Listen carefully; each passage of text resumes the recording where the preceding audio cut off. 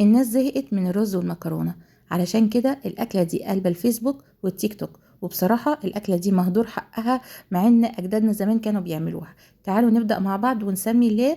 وأول حاجة هاتي طاسة ما فيها معلقة كبيرة من السمنة البلدي، هتنزلي عليها بكوبايتين من اللسان عصفور، ويفضل تكون اللسان عصفور حبايته كبيرة شوية.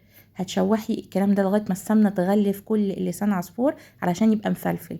لا لو ما حطيتيش كميه ماده دهنيه كفايه هيعجن معاكي ومش هيبقى احسن حاجه. اول ما يبقى اللون ده معاكي، انزلي بقى ببصلايه صغيره مبشوره ناعم، عايزينها مبشوره مش متقطعه بالسكينه، علشان تندمج اكتر يعني مع لسان عصفور. شوحيها، واول ما البصل يتحول لونه من اللون الابيض للون الشفاف، انزلي بقى بطماطميه متقطعه صغير مكعبات بس من غير اللحم بتاعها، فلفل الوان، قرن فلفل شطه كده، واحد اخضر وواحد احمر. بصراحه كل ما الاكله دي تبقى حراقه كل ما تبقى احلى، بس لو انتي عندك مشاكل صحيه مع الحاجه لما تكون حراقه بلاش منها. هنشوح الكلام ده كله مع بعضه لغاية ما تبتدي ريحة الفلفل تطلع.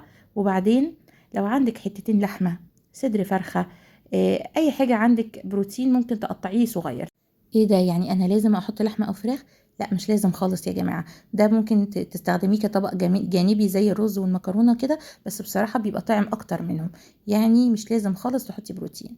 انا حطيت البروتين هشوحه، بس اهم حاجة تشوحيه تشويحة كده عشان يتوزع مع اللسان عصفور.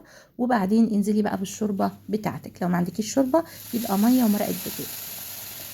كل كوباية لسان عصفور بتاخد كوباية الا ربع من السائل، يعني انا حطيت على الكوبايتين دول كوباية ونص من الشوربة. حطيت معلقة مكعب مرق الدجاج، معلقة صغيرة من الفلفل الاسود، ومعلقة صغيرة من البابريكا.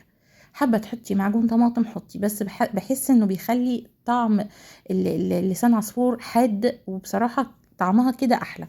انا جربت الاتنين كده طعمها احلى.